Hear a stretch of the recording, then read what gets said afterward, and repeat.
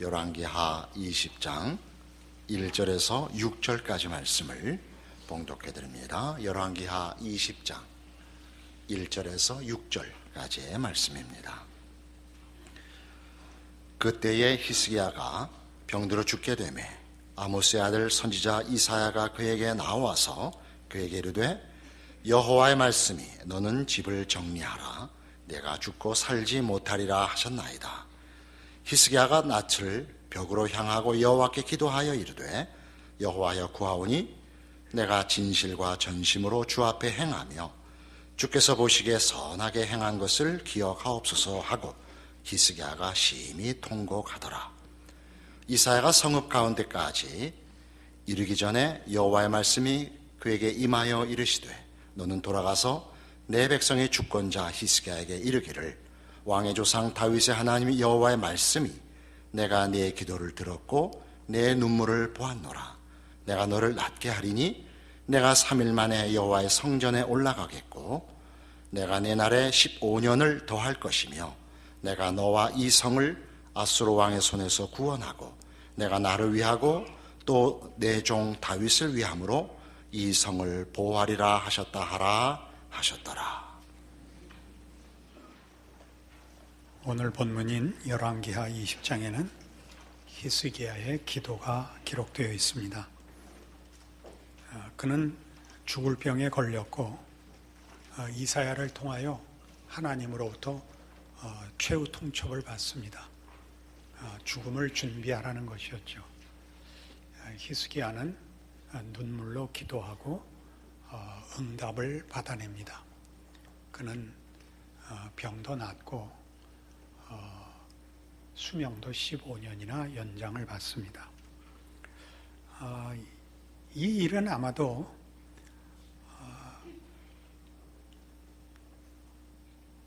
그 유다와 예루살렘이 아수르의 침공을 받은 때하고 시기적으로 겹치는 것으로 보입니다. 히스기야는 29년 동안 재위했는데 지금 오늘 사건에서 15년이 연장됐으니까 그의 재위 14년쯤에 이 병에 걸렸고 이 기도의 응답을 받았을 것으로 추정됩니다. 히스기야 14년은 아수르 왕 산헤립이 쳐들어와서 유다를 침공하고 예루살렘을 포위한 때입니다. 또 그는 21장 1절에 보시면 히스기야의 아들 므낫세가 왕이 될 때 나이가 12세라고 기록된 바와 같이 그가 수명이 15년 연장됐으니까 이때는 자식도 없었던 것으로 보입니다. 이 이스라엘 유다의 국가적 위기와 대를 이을 자식이 없는 이 두 가지 문제가 현실적으로 시급하고 간절한 문제가 되어 하나님 앞에 간절히 기도하고 그 응답을 받습니다. 그래서 오늘 본문 보시면 그 6절에 있는 바와 같이 내가 네 날에 15년을 더할 것이며 내가 너와 이 성을 아수르 왕의 손에서 구원하겠다 하는 그 약속까지도 받아내는 것입니다. 우리는 이 히스기야의 기도와 응답의 가장 큰 특징을 하나님의 그 신속하신 반응으로 초점할 수 있습니다. 우리 4절, 본문 4절에 있는 이사야가 성읍 가운데까지도 이르기 전에 라는 표현은 이사야가 궁궐뜰을 지나가기도 전에 그런 뜻입니다. 그 궁궐을 벗어나기도 전에 하나님께서 이사야에게 히스기야에게 가서 너 병 낫고 성도 안전할 것이요 내 수명은 15년 연장되리라 라는 답을 얻게 됩니다. 하나님은 너무나 크고 중요한 일에 비해서 너무나 신속하고 단호한 응답을 주십니다. 그리고 이 응답은 오늘 본문에 이어나오는 8절 이하에 보시면 이 응답의 확실성을 위하여 히스기야가 징표를 구하고 하나님께서는 일영표, 그러니까 해시계의 그림자가 10도를 물러서는, 즉 시간이 후진하는 징표를 보여서 이 약속의 확실성을 그에게 알리십니다. 우리는 물론 이 히스기야의 기도와 하나님의 신속한 응답에 대해서 참으로 감사하게 생각합니다. 하나님은 우리 기도를 기다리시는 분이요, 기도하면 우리의 기도에 대하여 지체하지 않으시고 전력을 기울여 응답하시는 분이라 하는 것을 1차적으로 성경이 증언한다고 말할 수 있습니다. 그러나 지금 여러 번 언급했습니다만 이 열왕기서는 이스라엘과 유다의 궁극적으로 멸망을 기록하고 있고, 북왕조 이스라엘과 남왕조 유다가 하나님의 선민이면서도 특별한 하나님의 보호 속에 있고 다른 우상들과 비교할 수 없는 참된 하나님을 섬기고 있으면서도 왜 망할 수밖에 없었느냐라는 주제를 놓고 기록하고 있다는 걸 기억해야 됩니다.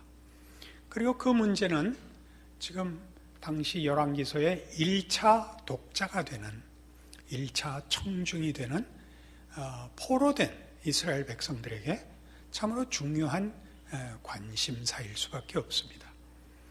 그들의 입장에서 보면 우리가 역사적으로 아는 대로 저들의 포로 기간은 70년에 이르게 됩니다.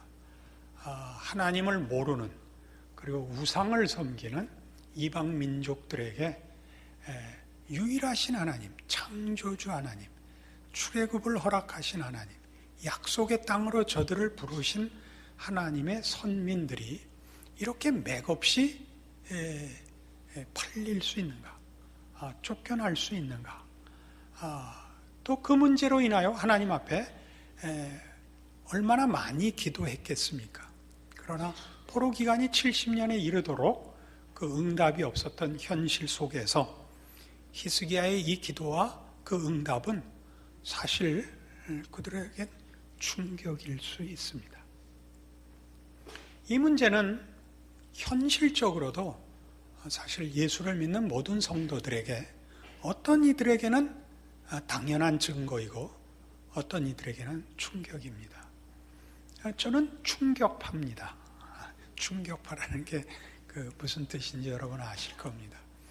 기도하고 응답받은 사람들만 간증을 하죠. 응답 못 받은 사람들이야 뭐 나서서 떠들겠습니까? 그러나 사실 알고 보면 다수가 응답을 못 받습니다. 소수가 응답을 받습니다. 그리고 또 더 길게 보면 우리의 신앙 인생 속에 응답은 있기도 하고 없기도 합니다. 그리고 없는 쪽이 더 많습니다. 그런 우리의 현실 속에서 보자면 히스기야의 기도와 응답은 우리로 하여금 신앙의 기본적인 문제를 처음에 도전할 수 있습니다. 하나님은 과연 계신가? 하나님은 기도에 응답하시는 분인가?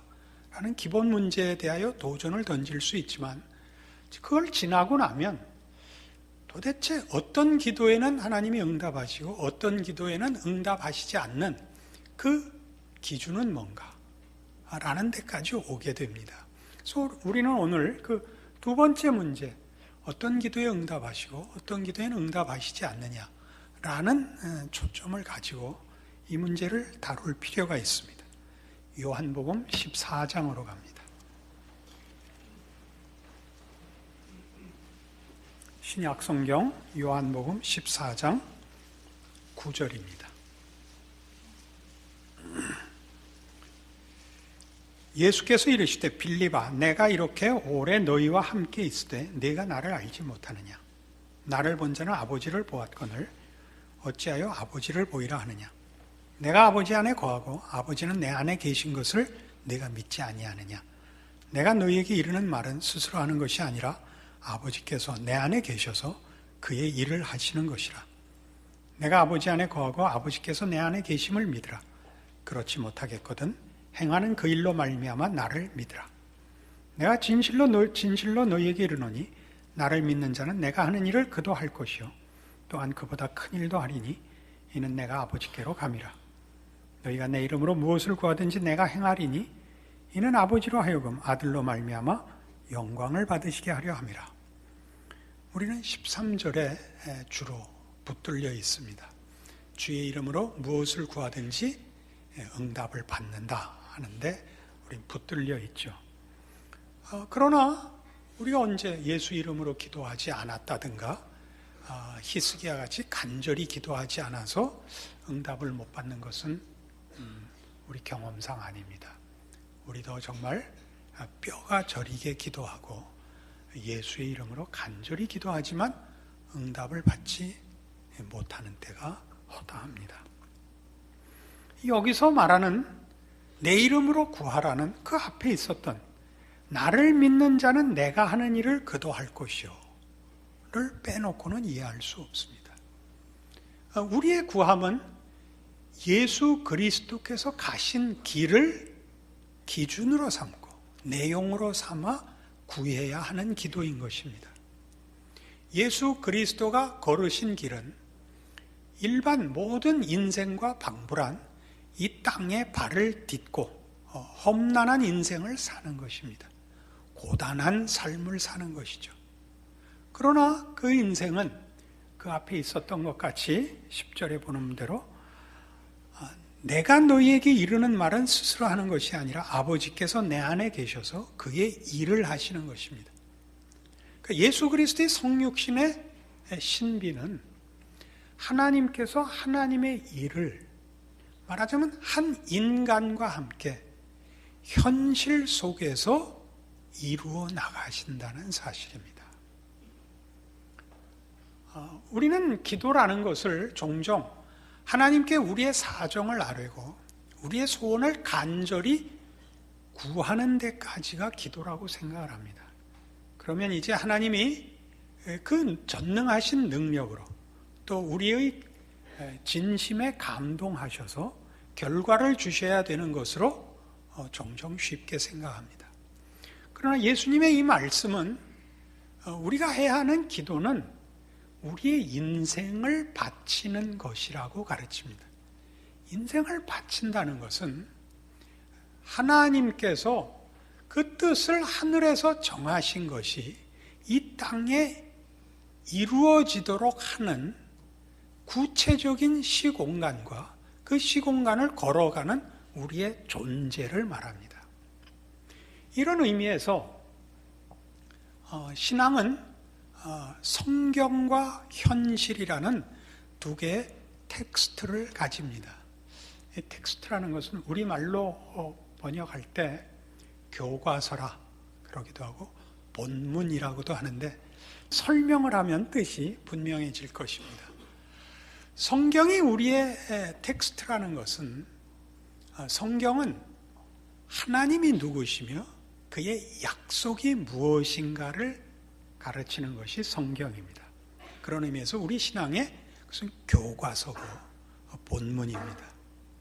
그럼 현실은 어떻게 텍스트가 되는가? 이 하나님이 누구시고 하나님이 무엇을 약속했느냐가 구체적인 삶 속에서 실현되고 구체화된다는 뜻입니다. 우리는 사실 기독교 신앙이라는 것이 아차하면 그 무형의 것이 됩니다. 하나의 관념이 되고 이상이 되고 그리고 무슨 초월이 되고만 말지 그것이 현실화된다는 것이 무슨 뜻인지를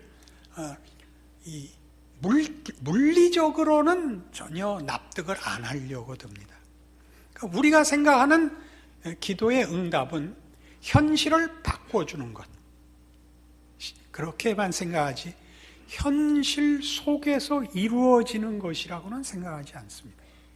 현실을 바꾸는 것과 현실 속에서 이루어지는 것은 물론 그러니까 구별되는 것입니다.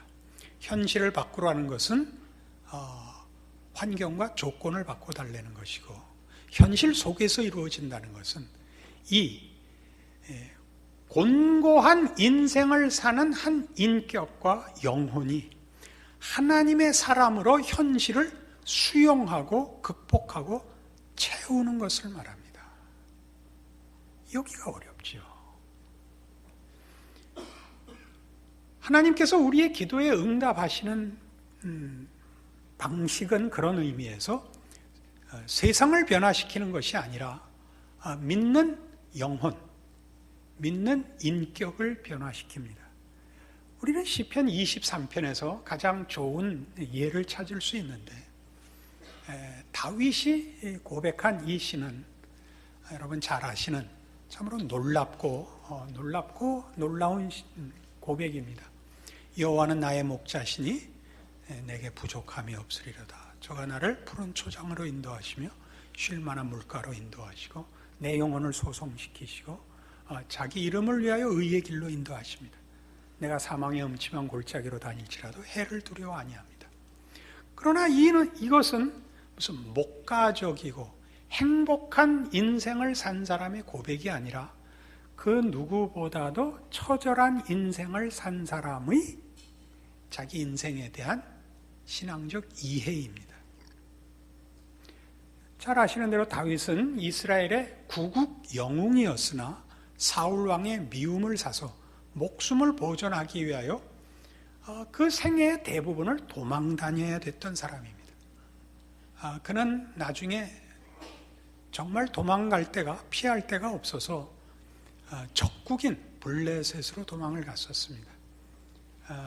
시글락이라는 곳에 몸을 의탁하고 있을 때에는 이스라엘과 블레셋 사이에 전쟁이 일어났는데 그 망명한 신분으로 본심이 탈로 날까봐 할 수 없이 블레셋 군대에 참여하기까지 했습니다. 블레셋 지휘관들이 저 다윗은 믿을 수 없으니까 전쟁에 데려나갈 수 없다 그래서 돌아가라 그래서 집으로 돌아오죠. 그 며칠 사이에 잠깐 나갔다 온 사이에 아말렉이 다윗과 그의 부하들이 근거지로 삼았던 마을을 들어와서 다 노략하고 그들의 모든 가족들을 포로로 데려갑니다. 그래서 사무엘상 30장에 보면 다윗과 부하들이 더 이상 울 기력이 없을 때까지 울었고 부하들이 돌을 들어 다윗을 쳐 죽이려고 하는 위급한 상황까지도 갑니다. 다윗은 그 외에도 사랑하는 아들 압살롬의 반역을 당하기도 하고 그가 밧세바 사건으로 범죄하여 정말 그 영혼이 갈기갈기 찢기는 것 같은 그 회개와 절망의 나락에도 떨어집니다. 시편 40편에 기록한 바와 같이 하나님이 나를 기가 막힐 웅덩이에서 건지셨습니다 라고 고백합니다. 기가 막힐 웅덩이. 이런 삶을 산 사람이 시편 23편을 쓰는 것입니다. 하나님이 나를 언제나 푸른 초장으로 쉴만한 물가로 인도하셨다. 선한 목자였다 라고 기도하는 것입니다. 왜요? 그는 결국 예수께서 성육신으로 보여주신 것 같이 신자된 인생의 고단함이 그 고단을 통하여 하나님과 동행하고 하나님을 알아가는, 그래서 한 인간이기를 극복하는 신앙의 싸움이지 환경과 조건을 변화시켜서 편안하게 가는 싸움은 아니라는 것을 발견했기 때문입니다. 우리는 빌립보서 2장 5절 이하에서 이 성육신의 길을 이렇게 소개받고 있는데 이 표현들을 조금 깊이 이해할 필요가 있습니다. 319페이지 빌립보서 2장 5절입니다. 너희 안에 이 마음을 품으라 곧 그리스도 예수의 마음이니 그는 근본 하나님의 본체시나 하나님과 동등됨을 취할 것으로 여기지 아니하시고 오히려 자기를 비워 종의 형체를 가지사 사람들과 같이 되셨고 사람의 모양으로 나타나사 자기를 낮추시고 죽기까지 복종하셨으니 곧 십자가에 죽으심이라. 이 순종은 나를 포기하고 나를 하나의 물건같이 하나님의 수중에 맡기는 것이 아니라 하나님의 뜻에 맹렬한 의지를 가지고 동참하는 것을 말합니다. 그러니까 히스기야의 기도에서 하나님께서 이스라엘 백성들에게 가르치려고 하는 것은, 이 기도를 하나님이 받으시는 것은 히스기야에게 그에게 일어난 현실 속에서 그 현실을 통하여 히스기야를 통한 하나님의 역사를 드러내는 것을 하나님이 요청하신다는 사실입니다. 히스기야의 요청에 하나님이 현실에 내려오듯이 우리의 모든 기도는 하나님께서 우리의 현실을 하나님께 바치라는 요청이기도 하다. 그게 기도가 가지는 깊은 뜻입니다. 만일 우리가 하나님의 뜻과 우리를 불러 함께 일하자는 것을 이해하지 못하면 우리는 결국 기도라는 것을 하나의 주술 행위로밖에 가질 수 없게 됩니다. 그리고 우리는 아무것도 할 것이 없어집니다. 기독교 신앙의 어려운 점이죠. 기도한 것으로 내 책임이 끝나고 그 다음에 기도에 하나님이 응답하시는 일만 남은 것이 기도가 아니라, 모든 기도는, 제가 여기 어디서 따온 표현을 쓰자면, 의지를 총동원하여 동의함으로 우리는 하나님과의 관계에서 사물이 아니라 인격으로 바로 서게 된다. 그것이 기도입니다. 여러분, 그렇게 사셔야 됩니다. 그렇게 산다는 것은 여러분이 처한 현실을 하나님께 바쳐야 됩니다. 현실을 하나님께 바친다는 것은 쉽게 우리의 시간 중에 어느 시간을 잘라서 기도하고 전도하고가 아니라 24시간이라는 여러분의 삶의 현실을 하나님의 사람으로 하나님이 원하는 삶을 사십시오. 하나님이 원하는 삶, 섬기는 삶, 인내하는 삶, 신앙으로 하나님의 자녀라는 이름에 걸맞는 온유와 겸손으로 사는 삶을 사셔야 됩니다. 우리는 고통을 면하는 것 때문에 기도에 들어갑니다. 그러나 이 답을 받고 나와야 됩니다. 이 답을 받고 나오지 않는다면 우리가 할 일은 아무것도 없습니다. 요한복음 17장에 가면 우리 아까 봤던 요한복음 14장에 나왔던 말씀이 조금 더 이해하기 좋게, 아니면 좀 더 깊게 이렇게 소개됩니다. 요한복음 17장 20절입니다. 내가 비옵는 것은 이 사람들만 위함이 아니요 또 그들의 말로 말미암아 나를 믿는 사람들도 위함이니, 아버지요, 아버지께서 내 안에 내가 아버지 안에 있는 것 같이 그들도 다 하나가 되어 우리 안에 있게 하사 세상으로 아버지께서 나를 보내신 것을 믿게 하옵소서. 예수님이 왜 왔다고요? 성부 하나님과 성자 하나님의 하나 되심으로 사는 인생을 보이러 오셨습니다.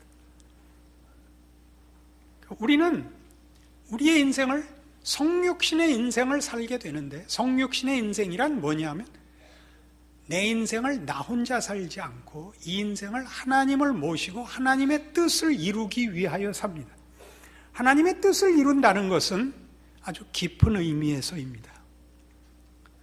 우리가 예수 그리스도께서 그리하신 것처럼 우리가 볼 때 볼품없고 사소하고 거기에 무슨 의미 있는 일이 있으랴 싶은 모든 부정적이고 외면하고 싶은 고통의 자리까지도 하나님의 통치로 채우는 것을 말합니다.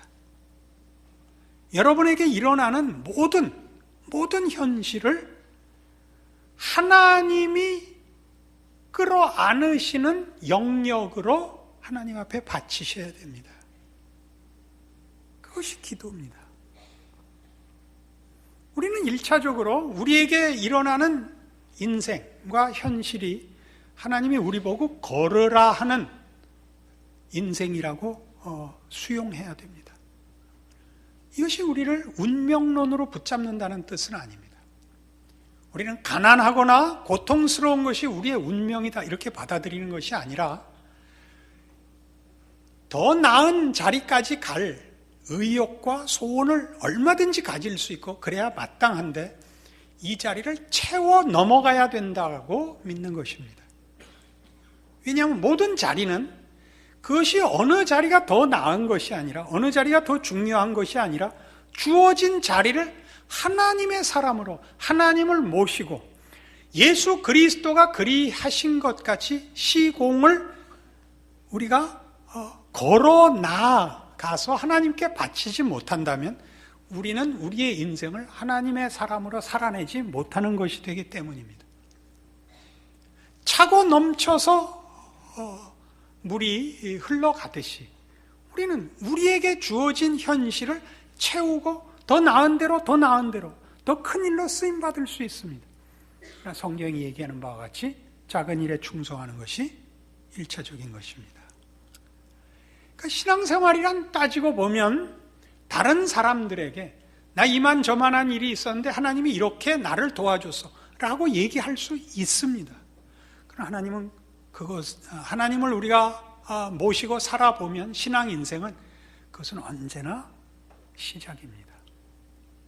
그 더 중요한 내용은 하나님을 모시고 어떤 경우, 어떤 상황, 어떤 인생도 걸어가는 나. 십자가를 지러 걸어가시는 자기를 비우시고 순종하여 십자가를 지시는 예수님을 쫓는 길입니다. 그것은 적극적인 참여입니다. 이런 신앙생활은 모두의 눈앞에 열려 있습니다. 특별한 신앙생활을 요구하시니까 우리는 어떤 멋진 일, 임무에 더 관심이 많습니다. 자랑할 만한 어떤 사건, 그렇게 성경은 얘기하지 않습니다. 예수님이 걸어가신 길은 하나도 오늘날로 얘기하면 뉴스거리가 될 것이 없습니다. 예수님이 걸어가신 길은 예수님이 시간과 공간의 제약 속에 오셔서 당신이 걸으실 수 있었던 그 제한된 발걸음 안에 고정됐지만 그러나 그것을 통하여 우리 모두가 걸을 수밖에 없는 현실이 어떻게 하나님 앞에 받쳐질 수 있는가를 보이신 그리고 그렇게 가능하게 하신 길입니다. 그 길을 걸어야 됩니다. 우리는 예수님께서 그의 제자들을 향하여 아무든지 나를 따르려거든 자기를 부인하고 자기 십자가를 지고 나를 쫓을 것이니라 라는 명령을 기억합니다. 그 일을 해야죠. 오늘날 우리가 사는 시대는 보이는 것이 전부인 시대가 됐습니다. 그 유혹과 위협은 교회 내에도 들어오고 있습니다. 하나님을 보여주고 싶습니다. 하나님을 이렇게 저렇게 할 말 없게 증명하고 싶습니다. 아닙니다. 여러분이 살아내셔야 됩니다. 하나님이 여러분을 요청하시는 것을 여러분이 하나님을 요청할 때마다 잊지 않으셔야 됩니다. 그래서 여러분의 삶을 통하여 나를 본 자는 아버지를 보았거늘 이라는 예수 그리스도의 말씀을 늘 상기하여 여러분의 인생을 사셔야 됩니다. 그리하면 예수 그리스도의 생애와 마찬가지로 예수님의 약속과 마찬가지요. 나를 14장에 이렇게 되어 있습니다. 한번 더 보죠. 나를 믿는 자는 내가 하는 일을 그도 할 것이요 또한 그보다 큰 일도 할 것입니다. 이것이 신자들의 큰 일입니다. 여러분들의 기도 생활의 중요성이고 신앙생활의 핵심되는 본질입니다. 이 승리가 여러분 모두의 책임이요 특권인 것을 기억하는 오늘의 말씀이기를 바랍니다. 기도하십시다. 하나님 아버지 은혜를 감사합니다. 우리의 인생의 소중함과 귀한 것을 고백합니다. 하나님을 모시고 살기로 합니다. 우리가 눈물 골짜기로 지나갈 때 주를 모시고 가기로 약속합니다.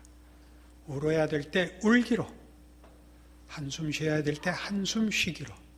그러나 우리의 인생과 현실을 하나님 앞에 바치는 것을 외면하고 도망가지 않기로 약속합니다. 우리 마음에 믿음과 순종과 인내를 주시옵소서. 예수님 이름으로 기도합니다. 아멘.